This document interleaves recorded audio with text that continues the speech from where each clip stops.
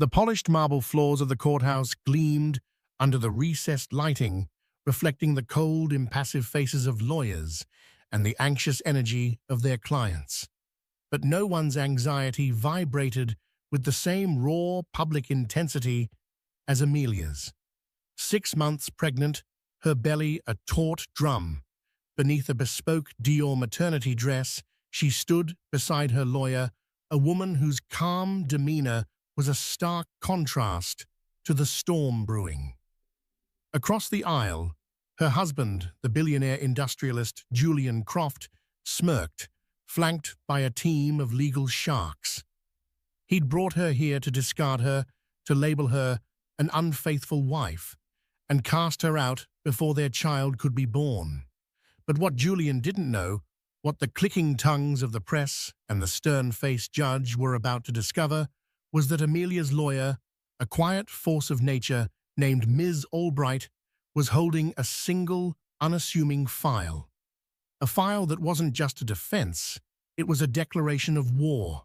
A file that would unravel a dynasty, expose a web of deceit, and prove that in the rarefied world of the ultra-rich, the most shocking secrets are the ones you think are buried deepest.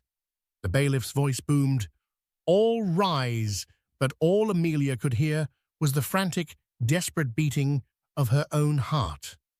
The show was about to begin. The story of Julian and Amelia Croft was on the surface a modern fairy tale. He was the titan of industry, the charismatic billionaire whose company, Ethelred Energy, was at the forefront of the green technology revolution. His face, a handsome and chiseled mask of confidence, was a regular feature in Forbes and the Wall Street Journal. Julian Croft wasn't just a businessman. He was a brand, a symbol of audacious success and ruthless efficiency. Amelia, on the other hand, was the soft-focused dream that completed the picture. A former art curator, with a gentle smile and an ethereal grace, she was the perfect counterpart to his steely ambition. They had met at a charity gala at the Metropolitan Museum of Art, a whirlwind romance that culminated in a lavish wedding on the Amalfi Coast.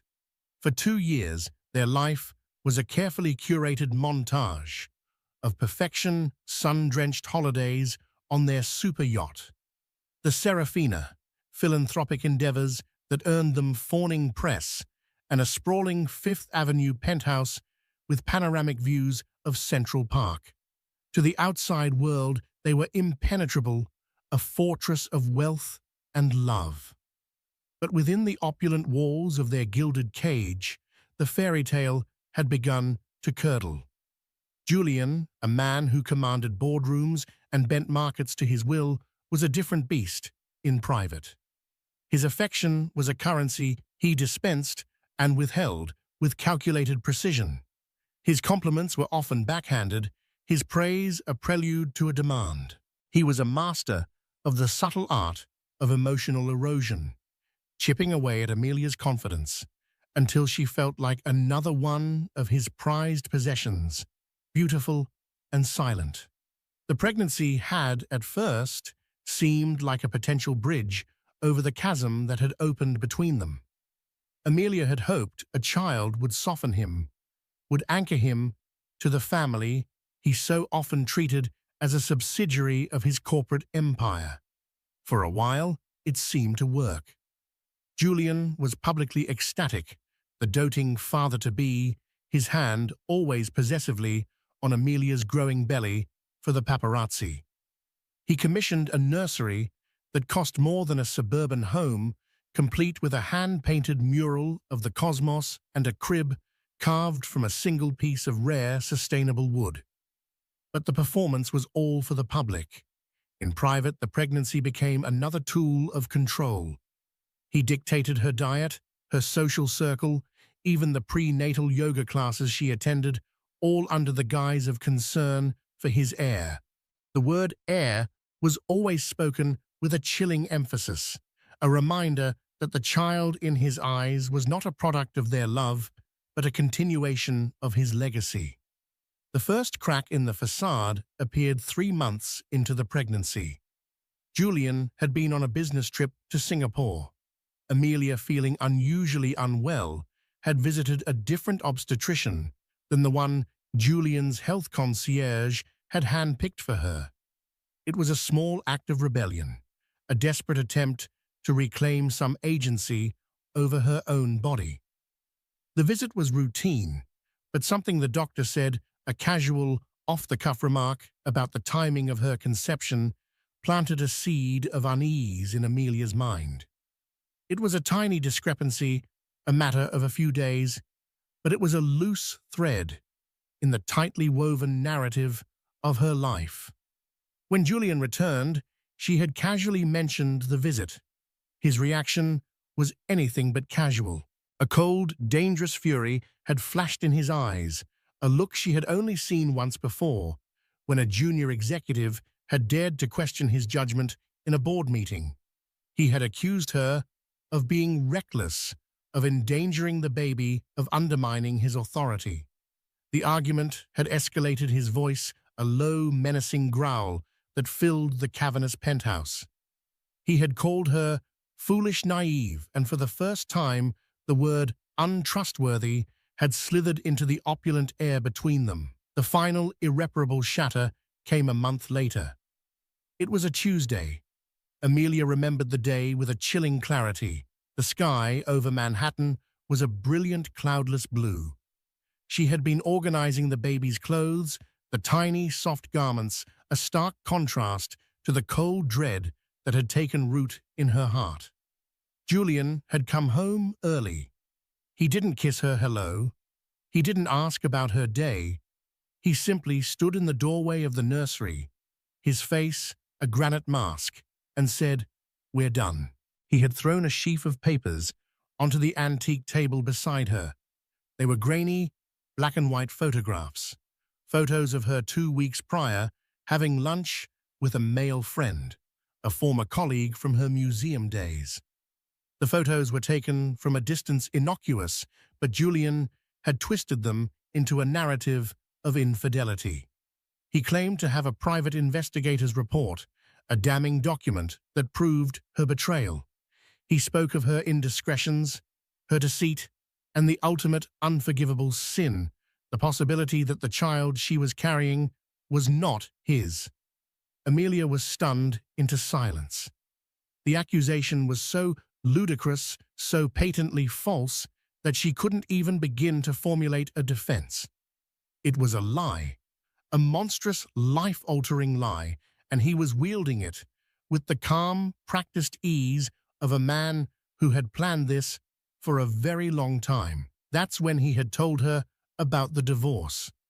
He would be generous, he'd said, his voice dripping with condescending magnanimity. A clean break, a settlement that would see her live comfortably but out of the public eye. All she had to do was sign the papers, agree to his terms, and disappear. The alternative, he had warned, his voice dropping to a whisper, was public humiliation. He would contest the paternity of the child, drag her name through the mud, and ensure she was left with nothing. For a week, Amelia had existed in a state of suspended shock. The man she had loved, the father of her unborn child, was a stranger, a monster in a bespoke suit. She had been on the verge of succumbing, of signing away her life to escape the nightmare. But then something shifted. A primal protective instinct for the child, growing inside her, ignited a fire she thought had long been extinguished. She would not let her child be born into a world where their father had branded their mother a liar and a cheat. She would not be erased. She had remembered a name whispered to her months ago by a friend who had gone through a contentious divorce, a lawyer who specialized in high-stakes, high-conflict cases, a woman who was known for her discretion, her tenacity, and her uncanny ability to unearth the truth. Her name was Ms. Albright. Their first meeting had taken place in a discreet, anonymous office in a midtown skyscraper, a world away from the opulent splendor of Amelia's penthouse. Amelia had recounted her story, her voice trembling at first, then gaining strength as she laid bare the private hell of her marriage. Ms. Albright had listened, her expression unreadable, her pen gliding silently across a legal pad. She had asked few questions, but the ones she did were sharp, precise, and aimed at the heart of the matter. "Mr. Croft is a man who likes to control the narrative," Ms. Albright had said at the end of their meeting, her voice calm and measured. "Our job is to present a different narrative, the true one." In the weeks that followed, Miss Albright and her team had worked with a quiet, relentless efficiency. They had delved into Julian Croft's life, his business dealings, his past. They had spoken to former employees, disgruntled associates, and people who had long since been cast out of Julian's orbit. And slowly, piece by painstaking piece, a new picture had begun to emerge. A picture that was far darker, far more complex than Amelia could ever have imagined. Now standing in the sterile, intimidating environment of the family court, Amelia clutched Ms. Albright's arm, her knuckles white. The air crackled with anticipation. The press, packed into the gallery like vultures, was scribbling furiously. Julian, across the aisle, looked supremely confident, a predator who had his prey exactly where he wanted it. He caught her eye and gave her a small, contemptuous smile, a smile that said, "You are nothing. You are about to be destroyed." But as the judge took his seat and the proceedings began, Amelia looked at Miss Albright. The lawyer met her gaze, and for the first time, Amelia saw a flicker of something in her eyes. Not pity, not sympathy, but the cold, hard glint of a warrior about to enter the fray. Miss Albright gave a barely perceptible nod, her hand resting on the simple, unassuming manila file on the table in front of them. The file that held the truth. The file that was about to change everything. "We are here today," began Julian's lead counsel, a silver-haired shark named Marcus Thorne, his voice resonating with practiced gravitas, to address the unfortunate and deeply regrettable dissolution of the marriage between Mr. Julian Croft and Ms. Amelia Croft, niece Sterling. A marriage my client entered into with the utmost faith and devotion. Thorne paced before the judge, a picture of righteous indignation. "Mr. Croft is a man of considerable public standing, a pillar of the business community, and a philanthropist of great renown. His reputation is built on a foundation of integrity and trust. It is with a heavy heart, therefore, that we must bring to this court's attention a matter of profound personal betrayal." He paused, letting the weight of his words hang in the silent courtroom. Julian, at the plaintiff's table, bowed his head slightly, the very image of a wronged man. "My client, Your Honor," Thorne continued, his voice dropping to a conspiratorial hush, "has reason to believe, based on irrefutable evidence, that the child Ms. Croft is carrying is not his, that he has been the victim of a calculated and cruel deception." A collective gasp rippled through the gallery. The reporters' pens flew across their notepads. Amelia felt a hot flush of shame and anger creep up her neck. It was one thing to hear the accusation in the cold, sterile confines of her penthouse. It was another to have it broadcast in a public courtroom, to have her integrity, her very being as a mother, questioned before the world. Thorne, sensing the drama, pressed his advantage. "We have submitted as evidence a report from a licensed private investigator. This report details Ms. Croft's clandestine meetings with another man. It paints a picture not of a devoted, expectant mother, but of a woman engaged in an illicit affair." He gestured towards the file. His team had submitted a thick, professionally bound document that sat menacingly on the clerk's desk. Furthermore, we have sworn affidavits from staff members at the Croft residence attesting to Ms. Croft's increasingly secretive behavior, her unexplained absences, her emotional distance. It was a masterclass in character assassination, a tapestry of half-truths and outright lies woven together to create a compelling, if entirely fictional, narrative. The clandestine meetings were the two lunches with her friend. The secretive behavior was her desperate attempts to find a moment of peace away from Julian's controlling presence. The emotional distance was the chasm he himself had carved between them. "Mr. Croft is not a vindictive man," Thorne said, his tone softening to one of feigned magnanimity. "He wishes Ms. Croft no ill will. He is prepared to offer a generous settlement, one that will allow her to live a comfortable life. He asks for only one thing in return: a clean break, a dissolution of this unfortunate union, and a legal acknowledgement that he is not the biological father of the child." He finished his opening statement and returned to his seat, a smug, self-satisfied look on his face. He had painted Amelia as a gold-digging adulteress, and Julian as the magnanimous, heartbroken victim. In the court of public opinion, the first blow had been a powerful one. The judge, a stern, no-nonsense man named Judge Harrison, turned his gaze to the defense table. "Ms. Albright," he said, his voice devoid of emotion.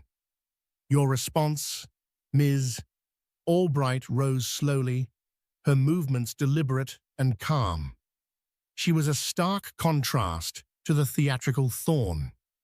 She wore a simple, dark grey suit, her hair pulled back in a severe bun. She exuded an aura of quiet, unshakable competence.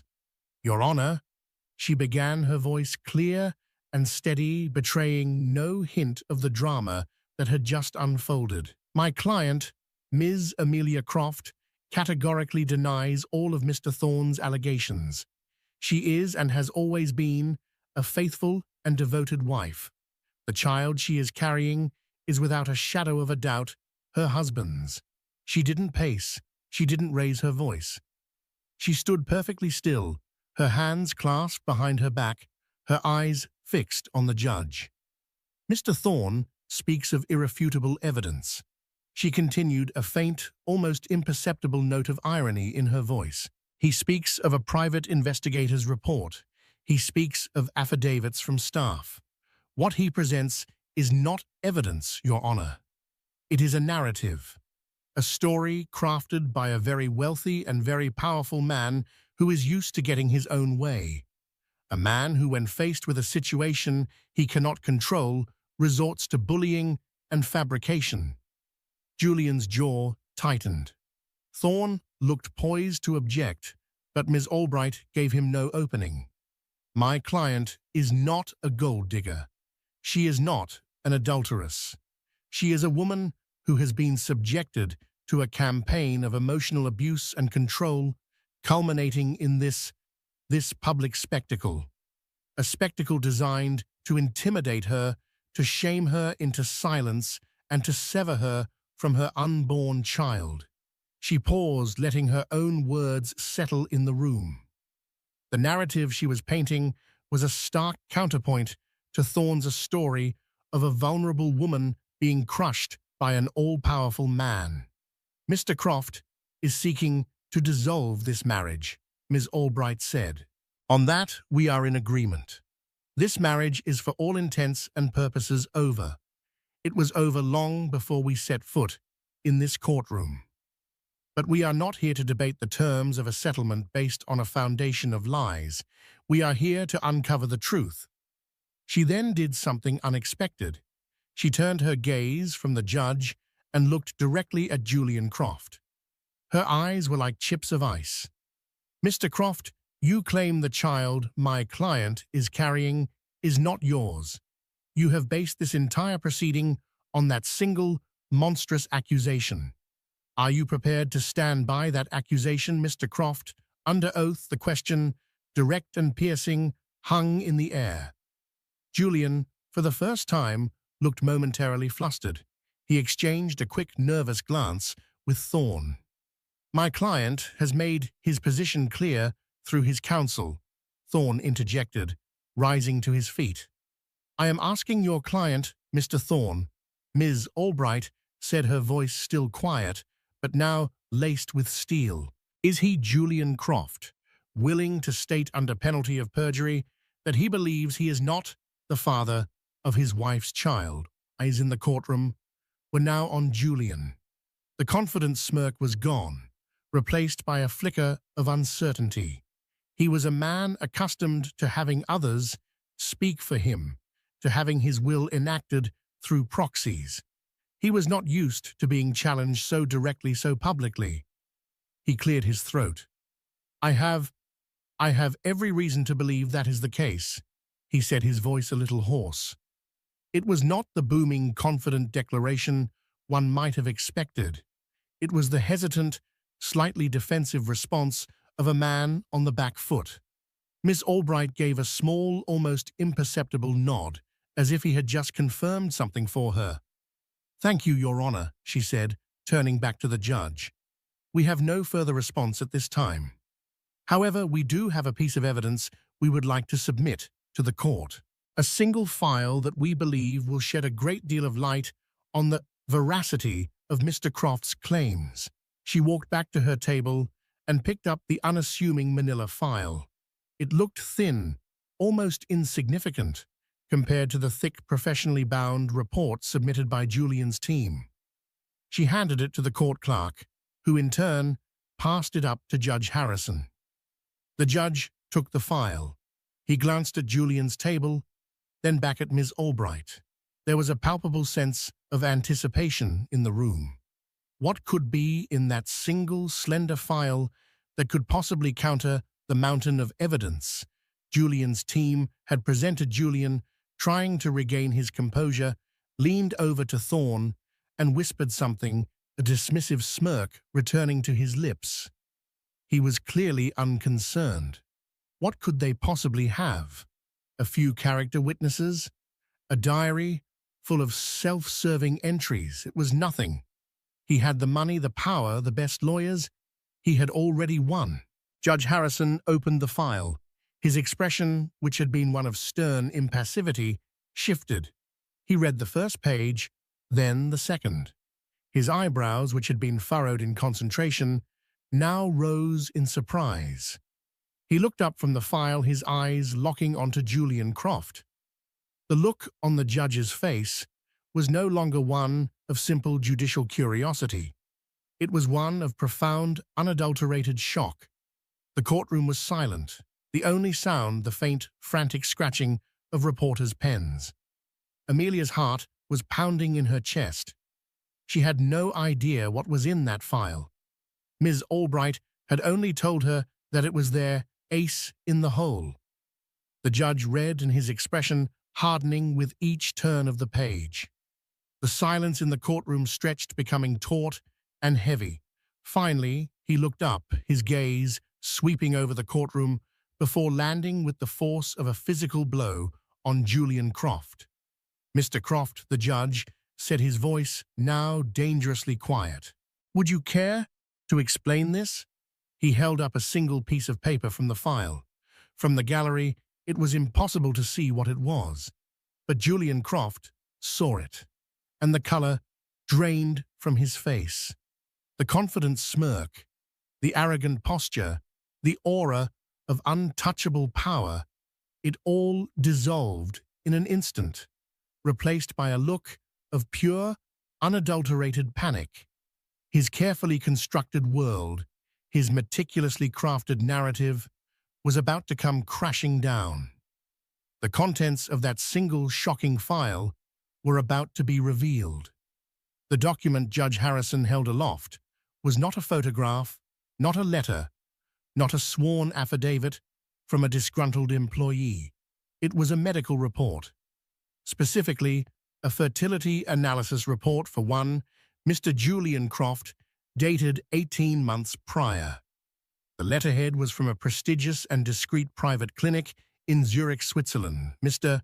Croft Judge Harrison repeated, his voice now imbued with a cold authority that cut through the tense silence. This report from the Kleist Clinic in Zurich states that you, due to a severe and irreversible case of azoospermia, are biologically incapable of fathering a child. It states in no uncertain terms that your chances of natural conception are, and I quote, statistically zero. Would you care to explain how a man with a statistically zero chance of fathering a child is now claiming to be the victim of a paternity dispute? The courtroom erupted. The hushed whispers and frantic scribbling of the press exploded into a cacophony of audible gasps and frantic shouted questions. The bailiff banged his gavel, but it was like trying to hold back the tide with a teacup. Julian Croft was frozen in his chair, his face a ghastly shade of white. He looked at the document in the judge's hand, then at his lawyer, Marcus Thorne, his eyes wide with a mixture of fury and desperation. Thorne himself was blindsided, his mouth agape, his carefully prepared legal strategy in tatters. He had built his entire case on the premise of Amelia's infidelity, on the question of the child's paternity. But how can you contest the paternity of a child you could never have fathered in the first place? Amelia felt the floor drop out from beneath her. A wave of nausea, unrelated to her pregnancy, washed over her. She gripped the edge of the table, her mind reeling. Julian was sterile. He had known for at least 18 months that he could never have a biological child. The pieces of the puzzle, the seemingly disconnected moments of the past year began to click into place with a sickening, horrifying clarity. His obsession with an heir, his insistence on controlling every aspect of her pregnancy, his strange, furious reaction to her visiting a different doctor, the casual remark from that doctor about the timing of her conception, it all made a terrible, twisted kind of sense. Your Honor, Thorne stammered, finally finding his voice, though it was strained and uncertain. We contest the authenticity of this document. We have had no time to review this alleged evidence. It is a fabrication, a desperate last-ditch attempt to slander my client, Ms. Albright, rose once more, her demeanor as serene as ever. Your Honor, the file contains not only the original report from the Kleist Clinic, but also a notarized affidavit from Dr. Anja Schmidt, the head of the clinic, confirming its authenticity. Furthermore, it includes the wire transfer receipts for the payment of the clinic's services sent from a private offshore account belonging to Mr. Croft, an account, I might add, that does not appear on the list of assets he submitted to this court during the initial financial disclosure. Another bombshell. Not only had Julian lied about his fertility, but he was also hiding assets. The case was no longer just about a divorce. It was about perjury, contempt of court, and financial fraud. The judge's gaze was glacial. He looked at Julian, who seemed to be shrinking in his expensive suit. Mr. Croft, is this true? Did you withhold financial information from this court? Julian didn't answer. He just stared at Amelia. His eyes filled with a venomous hatred that chilled her to the bone. It was the look of a king, whose crown had been snatched from his head, of a god whose mortality had just been exposed to the world. But if he can't, Amelia whispered, turning to Ms. Albright, her mind still struggling to process the full implications. Then, how? The unspoken question hung between them. How was she pregnant? Ms. Albright's calm expression finally softened with a flicker of empathy. She leaned in closer, her voice a low, steady anchor in Amelia's swirling vortex of confusion. Amelia, we need to talk about the fertility clinic you and Julian attended here in New York, the one he chose. the one run by Dr. Adrian Vale. The name struck a discordant note in Amelia's memory. Dr. Vale, the suave, reassuring doctor who had overseen their IVF treatments. Julian had insisted on him citing his unparalleled reputation and cutting-edge techniques. He had been a constant, calming presence throughout the process, his bedside manner impeccable, his reassurances absolute. What about him? Amelia asked, a new, cold dread beginning to form in the pit of her stomach. Dr. Vale, Ms. Albright, said, her voice dropping to a near whisper, is a very old, very dear friend of your husband's. They attended boarding school together in Switzerland, the same town, incidentally, where the Kleist Clinic is located. The connection was tenuous, circumstantial, but in the context of the day's revelations, it felt like a lit fuse burning towards a powder keg. The judge, having restored some semblance of order to the courtroom, was now looking at the file with renewed intensity. He had moved past the medical report and was now examining a new set of documents. His expression, if possible, grew even more thunderous. Ms. Albright, he said, his voice grave, the file also contains a donor agreement from the very same New York fertility clinic. An anonymous donor. He paused, looking directly at Amelia, his stern facade softening for a moment with something that looked almost like pity, and a sworn statement from a nurse at that clinic, a statement alleging that on the day of your embryo transfer, there was a last-minute undocumented substitution of the donor sample. The world went silent. The noise of the courtroom, the frantic whispers of the press, the pounding of her own heart, it all faded away. There was only the judge's voice echoing in the vast, empty space that had just opened up inside her. A substitution.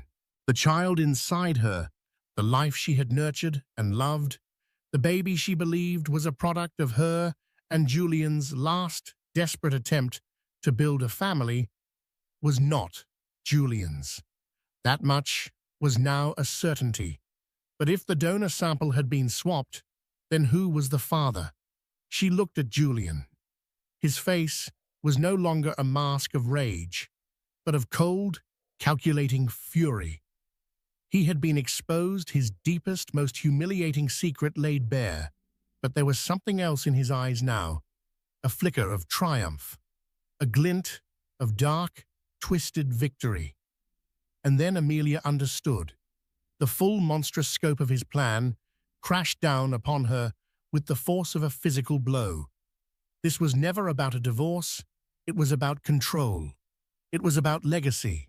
He couldn't have his own biological child, so he had orchestrated the creation of one. He had chosen the donor, a man whose identity was a mystery, and had him secretly inseminate her. He had let her believe the child was his, basked in the public adoration of the doting father-to-be, all the while knowing the truth. And the divorce, the accusations of infidelity, they were the final, brilliant, evil masterstroke. He would publicly accuse her of cheating, use the paternity of the child as his weapon. He would force a DNA test, which would, of course, prove the child wasn't his. He would win. He would be seen as the victim, the cuckolded husband. He would get to keep the child, his heir, untainted, by a mother he had successfully painted as an adulteress. He would raise the child as his own, the product of an anonymous donor.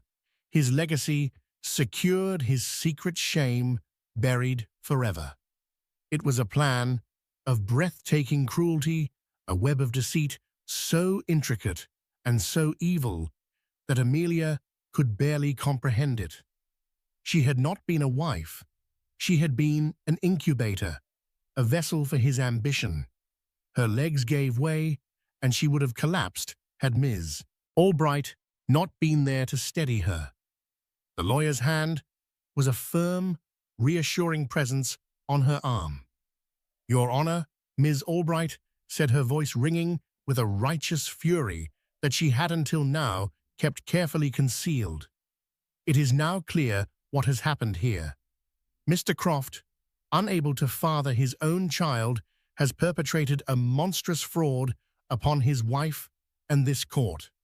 He has used a fertility clinic to impregnate his wife with a stranger's DNA, all with the intention of later discrediting her, divorcing her, and seizing sole custody of the child.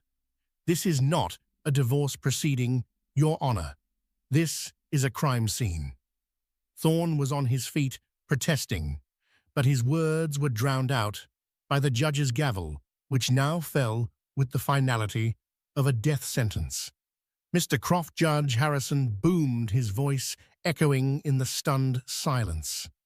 I am referring this entire matter to the District Attorney's Office. Your assets are hereby frozen.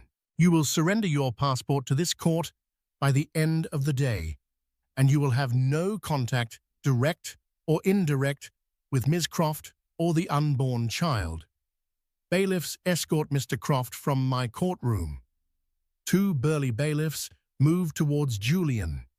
The billionaire who had walked into the courtroom that morning, a king, was now a common criminal.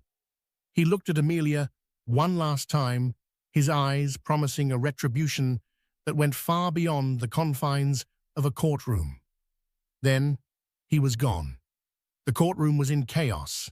The press was in a frenzy. But Amelia saw none of it. She was looking at the file that still lay on the judge's bench, the file that had saved her, the file that had exposed the truth. But as the initial shock began to subside, a new terrifying question began to form in her mind, a question that Ms. Albright's next words would bring into sharp, horrifying focus. Amelia, the lawyer, said, her voice gentle but firm. We need to find out who the donor was. We need to find out who the father of your child is. The baby inside her kicked a small, innocent flutter, oblivious to the storm that had just broken around it.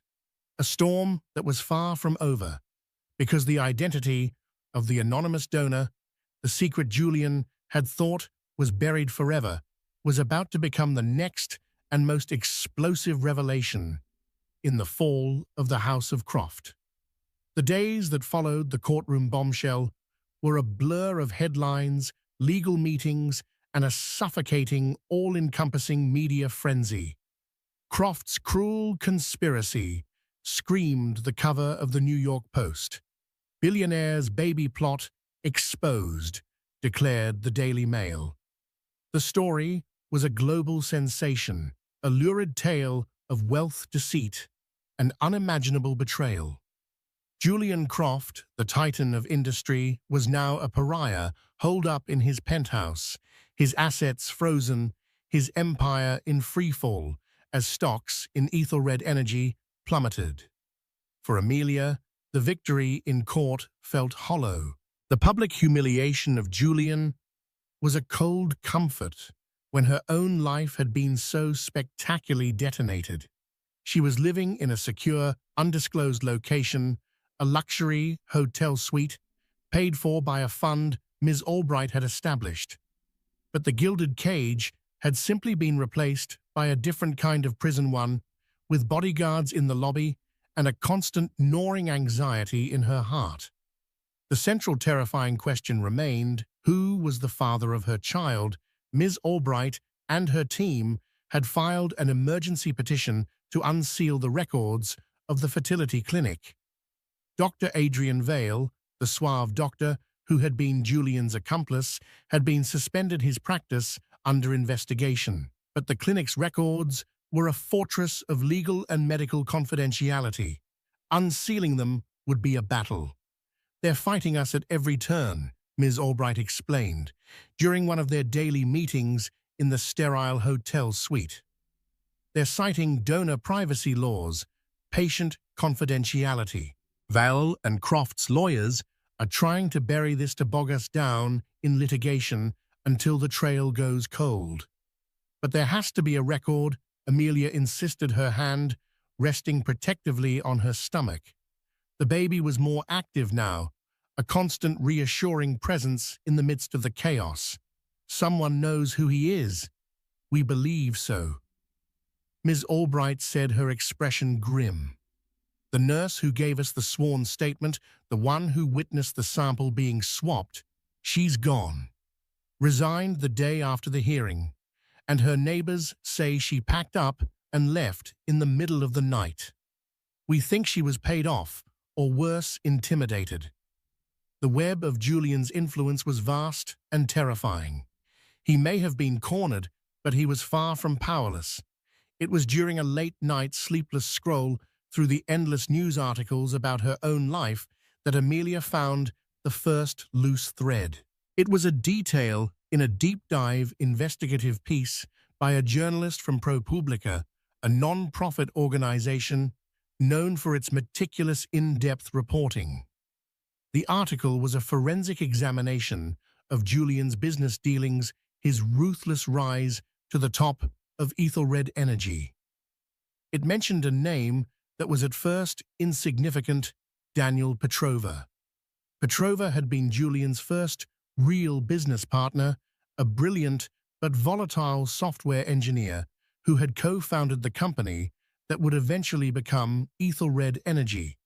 The article described him as the ghost in the machine, the architect of the proprietary software that had given the company its initial edge. But Petrova had been pushed out of the company years ago in a hostile takeover orchestrated by Julian. The official story was that Petrova had become erratic, a liability. He had sued for wrongful termination, but the case had been settled out of court, with Petrova signing a non-disclosure agreement and disappearing from the tech world. The name stuck with Amelia. Daniel Petrova. There was a photo accompanying the article, a grainy black-and-white image from a decade ago. A young man with dark, intense eyes and a brooding expression standing next to a beaming, triumphant Julian Croft. On a hunch, she forwarded the article to Ms. Albright. This might be nothing she wrote in the email, but something about this feels important. The next day, Ms. Albright arrived at the hotel with a new sense of urgency. Her team had started digging into Daniel Petrova. "We're hitting the same walls we did with the donor records," the lawyer said, pacing the room. "The NDA he signed is ironclad. His legal settlement is sealed. After he left Ethelred, he seems to have fallen off the face of the earth. No social media, no public records, nothing. Julian erased him." Amelia said the words, tasting like ash. It was what Julian did. He erased people who were no longer useful to him. "But we found something," Ms. Albright continued, her eyes gleaming with the thrill of the hunt. "Your husband has a very specific, very expensive hobby. He collects rare books, first editions, signed copies. His collection is insured for over $50 million. Amelia nodded. She knew the collection well. It was housed in a climate-controlled library in their penthouse, a room she had rarely been allowed to enter. His prized possession, Ms. Albright said, is a first edition of Isaac Newton's Philosophiae Naturalis Principia Mathematica. It's one of the rarest, most valuable scientific texts in the world. He bought it at a private auction 5 years ago for a staggering sum." "What does this have to do with Daniel Petrova?" Amelia asked, confused. "The auction was held in Geneva," Ms. Albright explained. "The underbidder, the person who almost outbid your husband for the book, was an anonymous buyer bidding through a proxy. We managed to track down the art dealer who was acting as the proxy. After a lot of persuasion, he gave us the name of his client." She paused, letting the suspense build. It was Daniel Petrova. The connection was bizarre, almost surreal. A disgraced tech genius and a reclusive billionaire locked in a bidding war over a 17th-century book. "It gets stranger," Ms. Albright said. Petrova wasn't just a software engineer. His university degree wasn't in computer science. It was in theoretical physics and mathematics. He was obsessed with Newton, with the fundamental laws of the universe. The software he designed for Ethelred was based on complex predictive algorithms modeled on chaos theory. It was his genius, not Julian's business acumen, that made that company. A picture began to form in Amelia's mind. A picture of a brilliant, intense man, betrayed by his partner, stripped of his life's work, and then vanishing into obscurity, his only trace a ghostly presence in a high-stakes auction. We think Julian's obsession with this man goes beyond a simple business dispute, Ms. Albright theorized. We think it's a rivalry, a deep-seated jealousy. Julian has the money, the power, the public acclaim. But Petrova has the one thing Julian could never have, true innate genius. Julian bought Ethelred, but Petrova created it. And Julian has spent the last decade trying to erase that fact, to rewrite history. The lawyer's theory was compelling, but it still didn't answer the most pressing question. But why would Julian choose him? Amelia asked, her voice a whisper. As the donor, why would he secretly use the DNA of the man he hates most in the world, Ms. Albright stopped pacing and looked at Amelia, her expression a mixture of awe and revulsion at the depths of Julian's psychological depravity. Because it's the ultimate act of possession, she said, the ultimate revenge. He takes the one thing that is uniquely Petrova's, his genetic code, his legacy, and he steals it. He raises Petrova's biological child as his own, under his name, under his control. He possesses the son of his rival, turning him into a Croft. It's a victory so complete, so twisted, it's almost poetic. It's a plan worthy of a Roman emperor. The sheer diabolical arrogance of it was breathtaking. Julian hadn't just wanted an heir. He had wanted a specific heir. The heir of the man whose intellect he secretly coveted and whose existence he publicly denied. "We need to find him," Amelia said, a new resolve hardening her voice. "We need to find Daniel Petrova." Finding a ghost, however, was easier said than done. He was a man who had spent a decade perfecting the art of being invisible. But Ms. Albright's team had a new lead. The art dealer who had acted as Petrova's proxy at the auction had, after further persuasion, remembered one more detail. Petrova had a sister, a younger sister who worked as a conservator at the Getty Museum in Los Angeles. It was a long shot, but it was the only shot they had. Miss Albright booked a flight to LA. While her lawyer was chasing down the ghost of Daniel Petrova, Amelia was left alone with her thoughts and with the child that was growing more real, more present with each passing day. The child was no longer an abstract concept, a symbol of her and Julian's fractured marriage. It was a person with a history, a genetic legacy that was a complete mystery to her. A week later, Ms. Albright returned. She walked into the hotel suite, and Amelia knew from the look on her face that something had changed. "I found him," the lawyer said, her voice tired but triumphant. Or rather, his sister led me to him. It wasn't easy. She's fiercely protective of him. But when I explained the situation, when I told her about you and about the child, she agreed to talk to him. Amelia held her breath. And he's agreed to meet.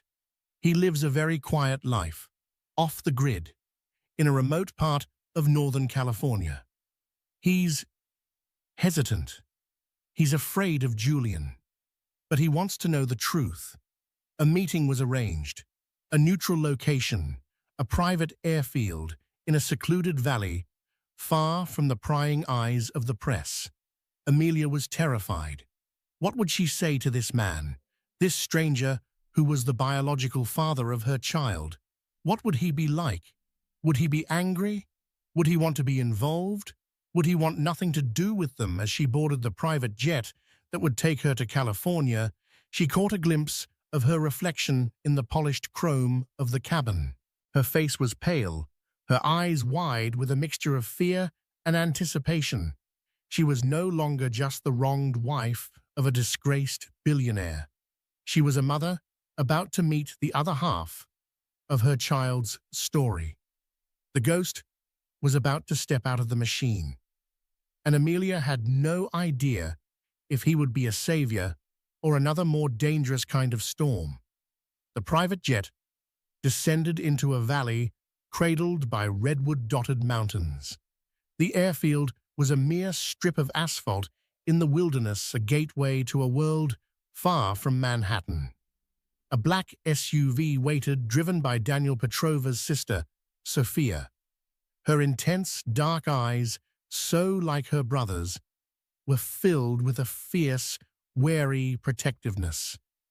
The silent drive snaked through dense forests and along coastal roads where the Pacific crashed against jagged cliffs.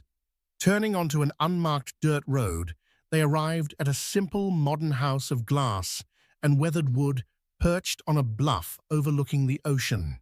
It was a fortress of solitude designed to disappear into the raw, untamed landscape. He was waiting on the deck. Daniel Petrova was no longer the brooding young man from the old photograph. The intensity remained etched into the lines around his eyes, but it was now tempered by a quiet, monastic calm. He was lean, dressed in simple clothes, his dark hair shorter and flecked with gray at the temples. He didn't offer a handshake. He just watched her approach, his gaze, analytical, searching, as if trying to understand the structure of a complex and unexpected problem. "Ms. Croft," he said, his voice a low baritone. "Thank you for coming." "Please," she replied, her own voice a near whisper. "Call me Amelia." They sat on the deck, overlooking the vast expanse of the Pacific. Sophia retreated into the house, leaving them alone with the sound of the wind and waves. The silence was heavy with unspoken questions. "He told me you were dead," Daniel said finally, his eyes fixed on the horizon. The statement was so direct, it took Amelia a moment to register. "Who, Julian?" He nodded slowly. "About 5 years ago. I heard it through a reliable back channel. A tragic car accident in Europe. I believed it. It made a certain kind of sense. Julian has always been a man who likes to tie up loose ends." The casual, chilling remark revealed the profound animosity between them. Julian hadn't just pushed him from a company, he had tried to erase his existence. "I'm sorry," Amelia said the words, feeling inadequate. A short, mirthless laugh escaped him. "Don't be. Being dead has been the most productive period of my life." He gestured to the house and the wilderness around them. No board meetings, no quarterly reports, no distractions. He finally turned his full attention to her, his gaze dropping to her pregnant belly. The analytical mask on his face softened, replaced by a look of profound, unreadable complexity. It was confusion, curiosity, and a flicker of something that looked like awe. So he said softly, "It's true." "Yes," she confirmed, her hand instinctively rising to her stomach. "It's all true."